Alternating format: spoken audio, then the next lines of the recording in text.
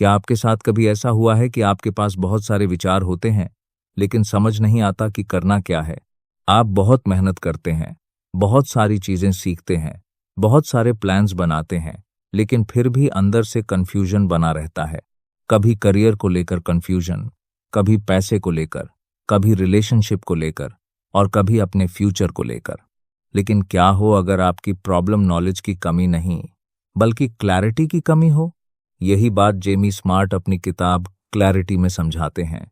इस किताब का एक पावरफुल आइडिया है, जब हमारा माइंड क्लियर होता है तो सही डिसीजंस लेना हमारे लिए आसान हो जाता है।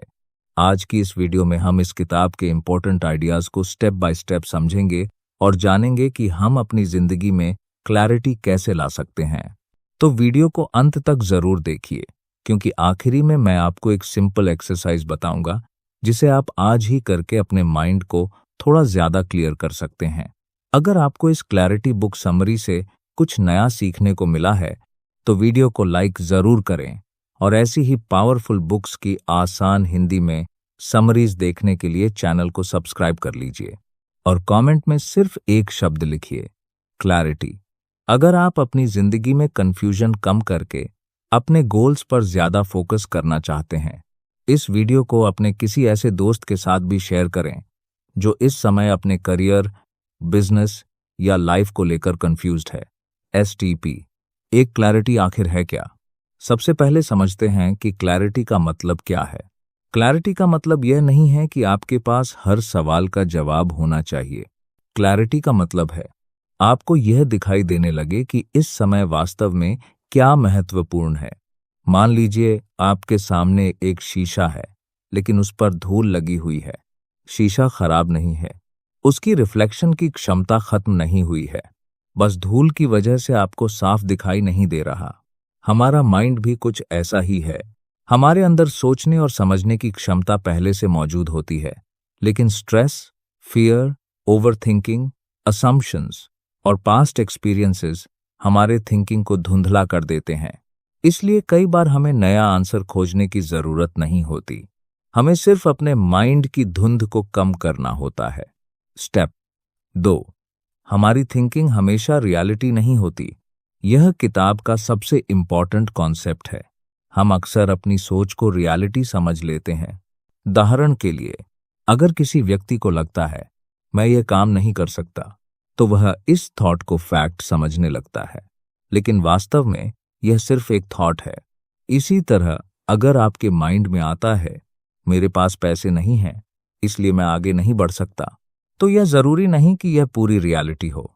यह आपके करंट सिचुएशन की आपकी इंटरप्रिटेशन हो सकती है। हमारे माइंड में हर दिन हजारों थॉट्स आते हैं।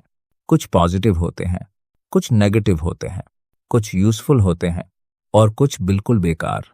लेकिन प्रॉब्लम तब शुरू होती है जब हम हर थॉट को सच मान लेते हैं। इसलिए अगली बार जब आपके माइंड में कोई नेगेटिव थॉट आए तो तुरंत उसे सच मत मानिए। अपने आप से पूछिए, क्या यह फैक्ट है या सिर्फ मेरा थॉट? यह छोटा सा सवाल आपकी थिंकिंग को बदल सकता है। स्टेप 3, थॉट और रियलिटी में अंतर समझिए। एक छोटा एग्जाम्पल लेते हैं। मान लीजिए आपको किसी क्लाइंट को फोन करना है। आपके माइंड में थॉट आता है वह मुझे रिजेक्ट कर देगा।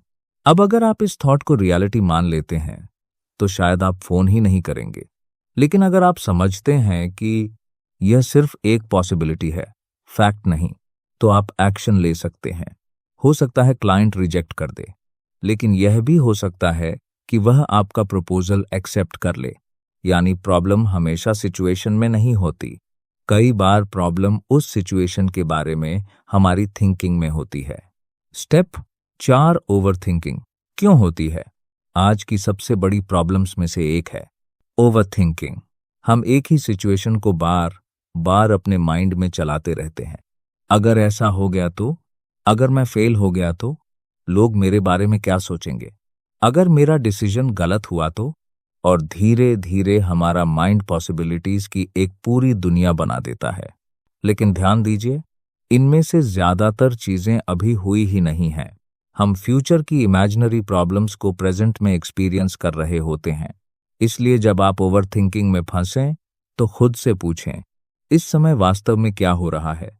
यह सवाल आपको इमेजिनेशन से वापस रियलिटी में लेकर आता है। स्टेप 5, फीलिंग्स को समझना सीखिए। हमारी फीलिंग्स भी हमारी थिंकिंग से जुड़ी होती हैं। कई बार हमें लगता है, मैं बहुत परेशान हूं, मैं बहुत स्ट्रेस्ड हूं, मुझे डर लग रहा है, और हम सोचते हैं कि बाहर की सिचुएशन हमारी फीलिंग्स पैदा कर रही है। लेकिन एक ही सिचुएशन में दो अलग अलग लोग बिल्कुल अलग महसूस कर सकते हैं। क्यों? क्योंकि दोनों की थिंकिंग अलग हो सकती है। उदाहरण के लिए, दो लोगों की नौकरी चली जाती है। पहला व्यक्ति सोचता है, अब मेरा करियर खत्म हो गया। दूसरा सोचता है, शायद अब मुझे कुछ नया शुरू करने का मौका मिलेगा। सिचुएशन एक है, लेकिन एक्सपीरियंस अलग है। इसका मतलब यह नहीं कि नेगेटिव फीलिंग्स गलत हैं, उनका भी सम्मान करना चाहिए। लेकिन हमें यह समझना चाहिए कि हमारी फीलिंग्स परमानेंट रियलिटी नहीं है, वे बदल सकती हैं। स्टेप 6, फीलिंग्स को दबाइए। क्लैरिटी का मतलब इमोशंस को खत्म करना नहीं है, बल्कि उन्हें ऑब्जर्व करना सीखना है। अगर आपको डर लग रहा है तो खुद से कहिए, मुझे डर महसूस हो रहा है। बस तुरंत यह मत कहिए, मैं डरपोक हूं। दोनों स्टेटमेंट्स में बहुत बड़ा डिफरेंस है। पहला स्टेटमेंट एक फीलिंग को डिस्क्राइब करता है, दूसरा आपकी आइडेंटिटी बना देता है। इसीलिए फीलिंग्स को अपने बारे में फाइनल जजमेंट मत बनने दीजिए। फीलिंग आती है, फीलिंग जाती है, लेकिन आप उससे बड़े हैं। STP, साथ हर प्रॉब्लम का तुरंत सॉल्यूशन जरूरी नहीं। हम अक्सर किसी भी प्रॉब्लम के सामने आते ही सॉल्यूशन खोजने लगते हैं, लेकिन कुछ सिचुएशंस में जितना ज्यादा हम सोचते हैं, उतना ही ज्यादा कंफ्यूजन बढ़ता जाता है। उदाहरण के लिए, आप करियर को लेकर कंफ्यूज्ड हैं। आप तुरंत 10 वीडियोस देखते हैं, फिर 5 लोगों से एडवाइस लेते हैं, फिर गूगल पर सर्च करते हैं, फिर यूट्यूब देखते हैं, फिर किसी दूसरे व्यक्ति का करियर देखते हैं, और अंत में पहले से ज्यादा कंफ्यूज्ड हो जाते हैं। क्यों?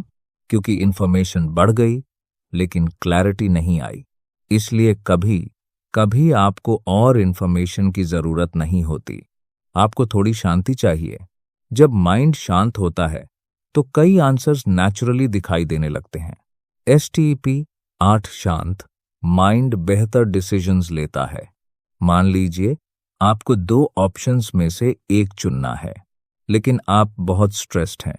आप तुरंत डिसीजन लेने की कोशिश करते हैं। समय में आपका डिसीजन फियर, प्रेशर या इनसिक्योरिटी से प्रभावित हो सकता है। लेकिन अगर आप थोड़ी देर रुकते हैं, डीप ब्रेथ लेते हैं और माइंड को सेटल होने देते हैं, तो वही सिचुएशन आपको अलग दिखाई दे सकती है। इसलिए इंपॉर्टेंट डिसीजंस लेते समय हमेशा खुद से पूछें, क्या मैं क्लियर माइंड से डिसीजन ले रहा हूं या डर की वजह से? यह सवाल बहुत पावरफुल है। स्टेप 9, दूसरों की ओपिनियंस को अपनी रियलिटी मत बनाइए। सोशल मीडिया के समय में यह प्रॉब्लम और बढ़ गई है। हम हर दिन दूसरों की जिंदगी देखते हैं। कोई नई कार खरीद रहा है, कोई बिजनेस शुरू कर रहा है, कोई विदेश जा रहा है, कोई करोड़ों की बात कर रहा है, और हम अपनी जिंदगी को उनके हाइलाइट से कंपेयर करने लगते हैं। फिर हमारा माइंड कहता है, मैं पीछे रह गया हूं। लेकिन याद रखिए, आप किसी दूसरे व्यक्ति की पूरी जिंदगी नहीं देख रहे हैं, आप सिर्फ उसका सिलेक्टेड कंटेंट देख रहे हैं। इसलिए अपनी जिंदगी का डिसीजन दूसरों की टाइमलाइन देखकर मत लीजिए। आपका रास्ता आपका है। स्टेप 10, क्लैरिटी और एक्शन का कनेक्शन। सिर्फ क्लैरिटी होना काफी नहीं है, क्लैरिटी के बाद एक्शन भी जरूरी है। मान लीजिए आपको पता चल गया कि आपको अपने करियर पर फोकस करना है। अब आपको पहला छोटा स्टेप लेना है। आपको पूरी जिंदगी का प्लान बनाने की जरूरत नहीं, बस अगला सही कदम उठाइए। उदाहरण के लिए, अगर आप वेबसाइट डेवलपमेंट सीखना चाहते हैं तो आज सिर्फ एक स्किल सीखिए। अगर बिजनेस शुरू करना चाहते हैं तो आज पहला क्लाइंट ढूंढिए। अगर यूट्यूब शुरू करना चाहते हैं तो आज पहला वीडियो बनाइए। क्लैरिटी कई बार पूरी रोड नहीं दिखाती, वह सिर्फ अगला कदम दिखाती है, और कई बार इतना ही काफी होता है। स्टेप 11, मुझे सब कुछ पता होना चाहिए। यह जरूरी नहीं, बहुत से लोग एक्शन इसलिए नहीं लेते क्योंकि वे परफेक्ट क्लैरिटी चाहते हैं। वे कहते हैं, पहले मुझे पूरी स्ट्रैटेजी समझनी है, पहले मुझे सारी इन्फॉर्मेशन चाहिए, पहले मुझे गारंटी चाहिए कि मैं सफल होऊंगा। लेकिन जिंदगी में ऐसी गारंटी नहीं मिलती। आपको हर चीज पहले से पता नहीं होगी। आप चलते हुए सीखेंगे, एक डिसीजन लेंगे, फिर रिजल्ट देखेंगे, फिर एडजस्ट करेंगे, फिर आगे बढ़ेंगे। इसलिए परफेक्ट क्लैरिटी का इंतजार मत कीजिए।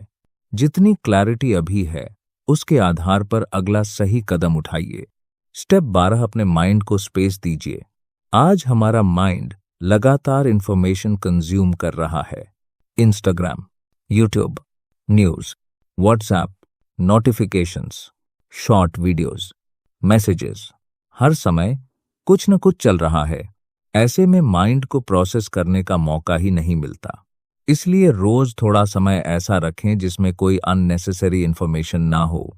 फोन दूर रखिए, कुछ देर अकेले बैठिए, वॉक पर जाइए, अपने थॉट्स को आने जाने दीजिए।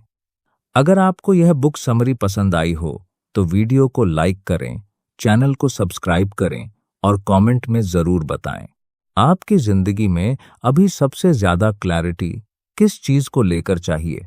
मिलते हैं अगली वीडियो में एक और पावरफुल बुक की सीख के साथ। Thank you for watching. कई बार आंसर तब आता है जब हम आंसर को फोर्स करना बंद कर देते हैं।